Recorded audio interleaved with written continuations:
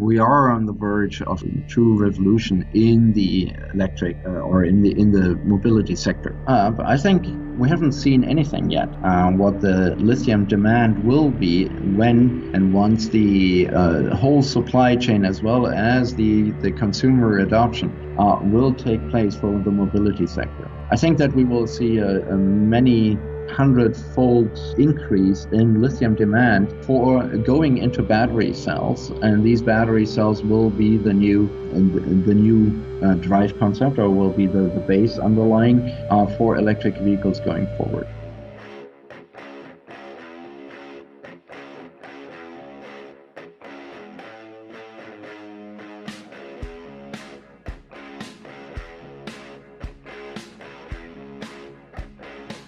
Hi, and welcome to the X22 Report Spotlight. Today's guest is Stefan Schauss. Stefan has over 20 years of sales and business development experience, with a particular focus in recent years on the integration of EV infrastructure in both residential and industrial areas. He has also served in product management and business development roles for several companies regarding semiconductors, integrated circuits, and other electronic goods. Stefan has a Master's of Science in Physics from the University of Mainz, Germany. He's the director of Wealth Minerals, that is wealthminerals.com, and I am very happy to have him on the X22 Report Spotlight. Stefan, welcome to the Spotlight. Dave, thank you so much. It's a pleasure to be here, and thank you for the kind introduction.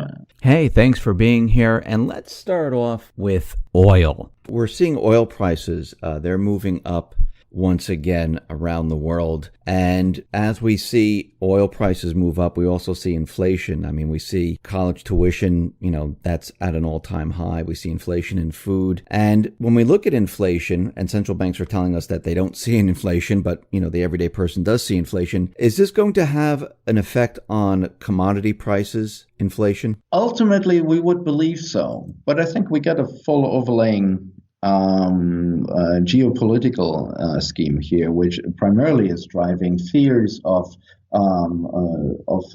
supplies for the main commodities going forward, and that foremost is oil. Not so much gas, I would guess, but oil is definitely taking a toll, and hence inflating the prices due to new oil price heights.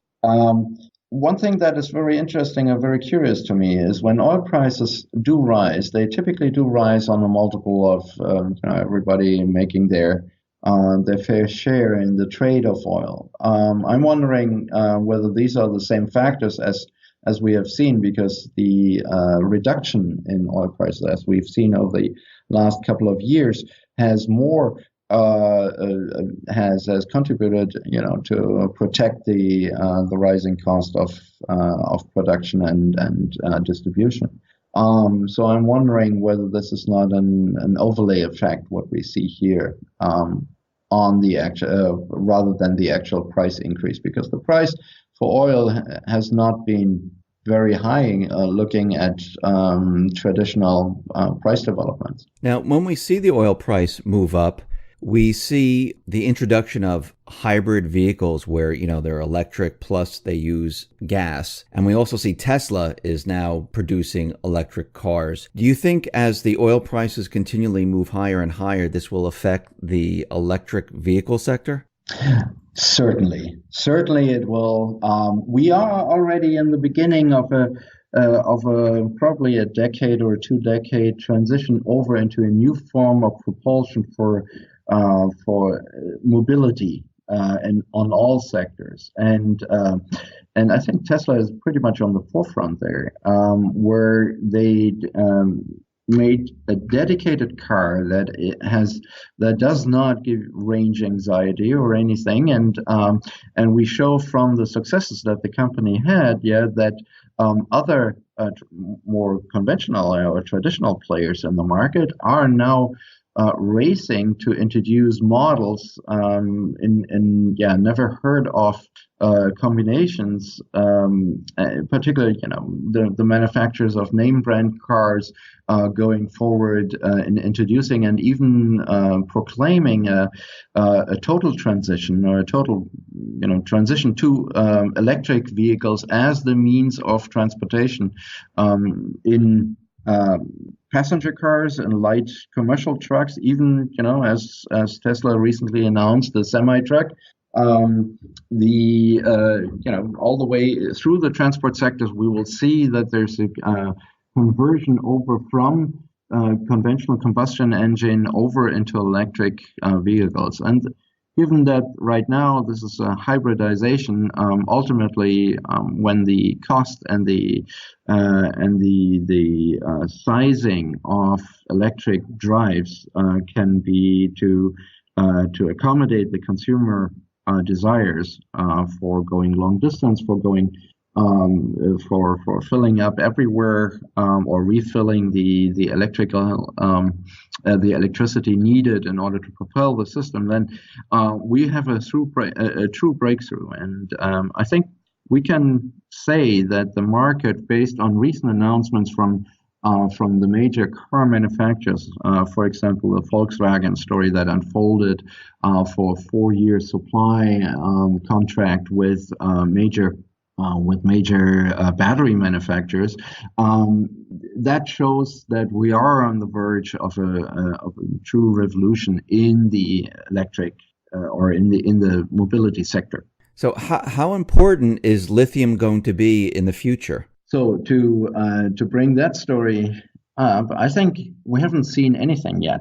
What the lithium demand will be when and once the whole supply chain, as well as the consumer adoption, will take place for the mobility sector.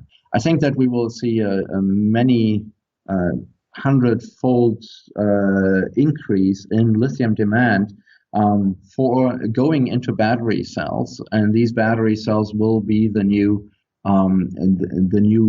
drive concept, or will be the base underlying for electric vehicles going forward. Do you think there'll be less of a demand for oil as more and more cars and more products use lithium? I mean, do you think the demand for oil will start to decrease? Let's clarify this a little bit more precisely. There is a tendency, of course, to believe that oil as the combustion fuel base ingredient. However, I mean, every product and consumer product is going through an adoption curve. And I think that adoption curve, until we really see lowering demands on oil for the transportation sector, is still some time out. We would need to at least have a 50% conversion over for all transportation to run on an alternative concept of propulsion. And that probably, I would say, is another decade to two out until we see that full adoption. And before that, we will not see, in my opinion, a big decline in the oil consumption. And let alone that oil is used for so many different applications, for so many different products, that we're talking only one sector, and that's the automobile sector. So do we see a decline in oil demand? It would be very small. What countries dominate the global lithium market right now? So you can clearly see that depending on where you are in the supply chain, you see the battery production or battery manufacturing is clearly a play in Asia. The dominant player there is China and the Koreans, and then followed by the Japanese. So that is all in Asia. You see some upstarts along Tesla's Gigafactory is one good example, and you see some others there as well. The Europeans are also regrouping after they have given away the lithium manufacturing early on. But they're coming back, and so we see more and more, let's say, a resurgence of battery manufacturers, simply because there's the bottleneck right now in the industry. Now, the lithium production, on the other hand, and this is the beauty about the company I'm I'm proud to represent here, Wells Minerals, is, for example, having lithium projects in Chile. And Chile has been traditionally already been accounting for 1/3 of the global supply of lithium, the main ingredient or the prominent ingredient to go into battery cells. So Chile is really primed for the exploitation of lithium because it's low subsurface. It's in a brine, in a brine consistency, which is easy to manufacture or to produce. Basically, you're pumping the brine out of the ground, and then you evaporate the fluid, the water, predominantly, and then out comes lithium in a very high grade form already. Let alone that currently these, I think 35% comes from of the world's lithium supply comes from Chile, and this is primarily, or I would say almost in its entirety, coming from the Atacama Salar. Now, the Atacama Salar is it's a large salt lake that comes out of is one of the lowest cost places to produce lithium from resources that are available there. And interestingly enough, Wells Minerals has a large property in the Atacama Salar, some 47,000 hectares of land. We are in the process of going from a accumulation of these assets, because we get more projects than this. We get the Laguna Verde project, as well as what we call the Trinity Salar project, two other locations in Chile. The Atacama Salar, we will start drilling very soon, same in the Trinity project, and over the summer we will see the magnitude of the lithium that we will be able to produce out of the ground. In that sense, when you look at this, that 35% is coming from Atacama Salar, and we're located on the same salar, so we can guesstimate that there is a vast possibility for large volumes of lithium coming out of the ground on the properties that we see. We will have clear results in a few weeks, and hence we will be able to make more precise statements on that. Stefan, can you just give people your ticker symbols just so they get an idea of where your company is and what it's doing? Sure. Yeah, we are a Canadian-based company listed on the Toronto Stock Exchange with WML is the abbreviation. Let me ask you, is there enough lithium out there to meet the demand of like cell phones, batteries, cars, and what's coming up in the future? So today's market with lithium have been fed by current producers. In the future, of course, when the consumption, every single electric vehicle is by far much larger than equivalent batteries that you typically consume in your consumer electronics, as well as in other forms of battery cells consumption. I mean, we see that the electric vehicle market will probably outperform that by a true multiple, several hundred times. Having said this, lithium is a resource that is available in the Earth's crust and in other elements as well.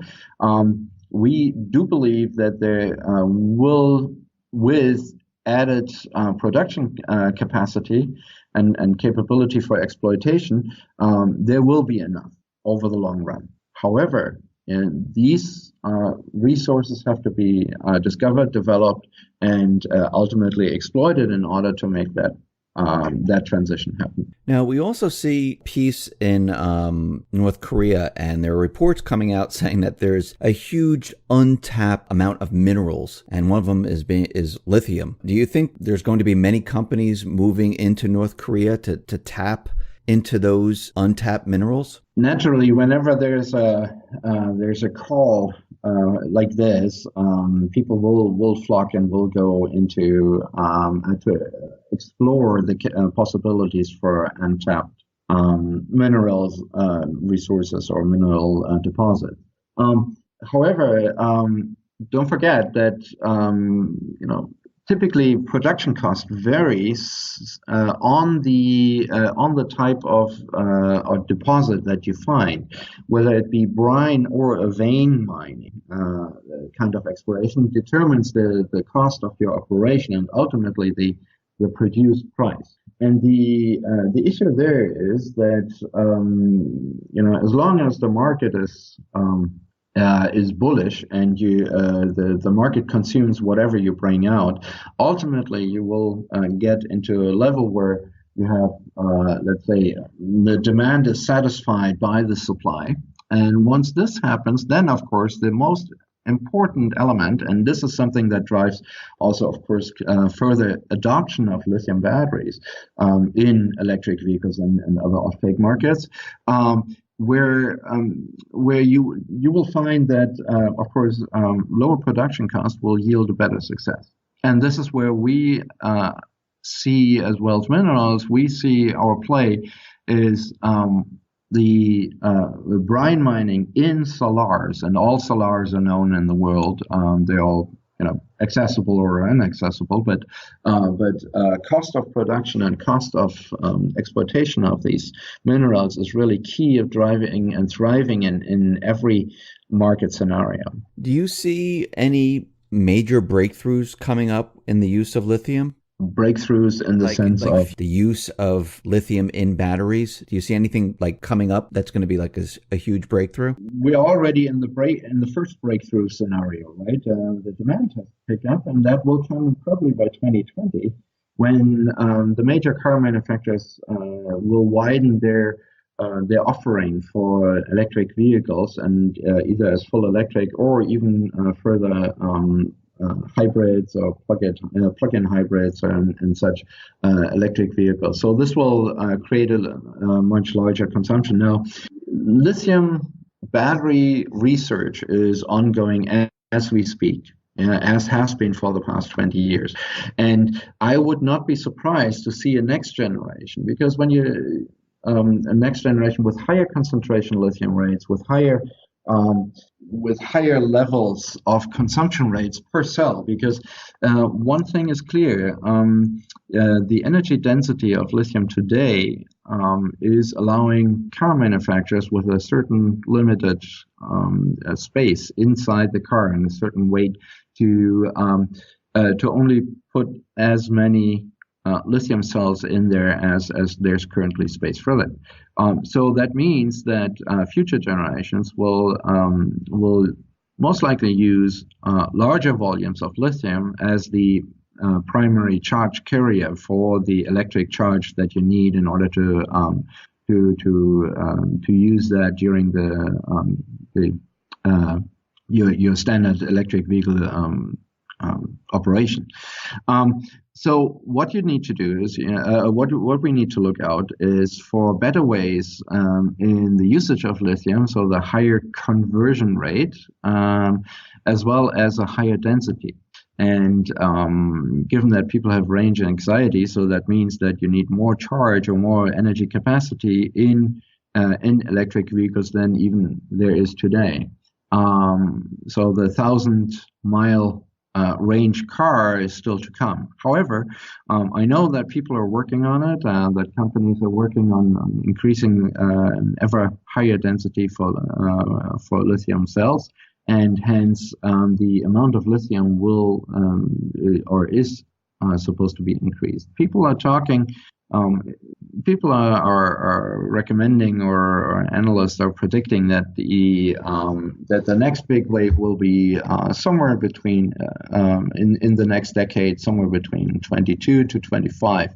So that is when we will see the next onslaught on demand of more lithium per cell, per production capacity for all types of lithium batteries. So, I mean, we talked about electronics, we talked about electric cars. What about the blockchain technology and cryptocurrencies? Will this have an effect on lithium because of the use of the blockchain technology, which maybe means more, computer power, more battery operated phones? And if people start to use cryptocurrencies to trade, will this have any effect on the lithium market? Well, there's a direct and an indirect market. Let me tell you a little bit about the direct market. What I see is, and that is related to blockchain technology. Blockchain technology has been traditionally, or is being perceived as a means of trading any type of goods, being tangible or intangible. I see energy being traded itself as on blockchain technology, or at least some variants of that, in a very free market, peer-to-peer, where all grid systems for electric power will be traded on some sort of a blockchain technology. I can definitely see that happening. When that comes, that means that on a peer-to-peer network, the use of energy storage and thus of large amounts of lithium battery cells will play a big role in order to facilitate that trade. In fact, you could even envision a scenario where, similar to data networks, where you have large, vast arrays of energy storage to be traded in, to trade energy in between these centers. And being it small on a household level or being at large on that, so stationary storage is primed to explode on the use of lithium cells as battery storage for electricity and a direct trading mechanism. That's one thing. The other comment I want to make is, yes, when blockchain trading is very energy hungry. I know from various media that most of the blockchain mining itself is going to is co-located to large power generation, simply because it consumes so much power to mine different block of whatever mechanism it is. Be it Bitcoin, be it some dollar equivalent, and so on. So will it have an impact on it? On the smaller scale there, yes, but on the larger scale, I think we want to look at the energy itself to be traded in a blockchain environment. With your company, Wealth Minerals, do you have any major news coming out that might be a game changer? Yeah, definitely look out for our results from our drilling exploitation.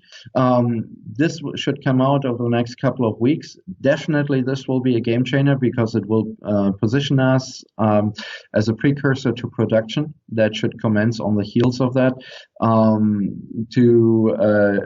to be market ready when big movements in the lithium markets will happen. So the first stage, or the next step in the development of Wealth Minerals, is imminent, in the sense of that we will publish results as we get them in on the magnitude of our deposits, and we will be then getting production ready in the aftermath of that as the next phase. Is it hard to pick up lithium assets these days?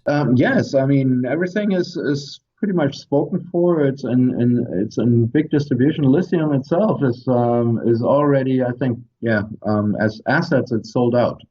No, probably not. But as you mentioned earlier, North Korean prospects might change the story again. But what we can say is that Salars, who are in our opinion, the lowest cost option for the production of lithium carbonates out of in the supply out of the ground, those are spoken for. Those are The ones that are accessible are in development phases. This site is pretty much sold out. Stefan, thank you very much for being on the X22 Report Spotlight. Once again, how can people get in touch with your company and find out more information? Yeah, please check out our Wells Minerals website. That is www.wellsminerals.com. And we have contact information there, press and investors relations contacts.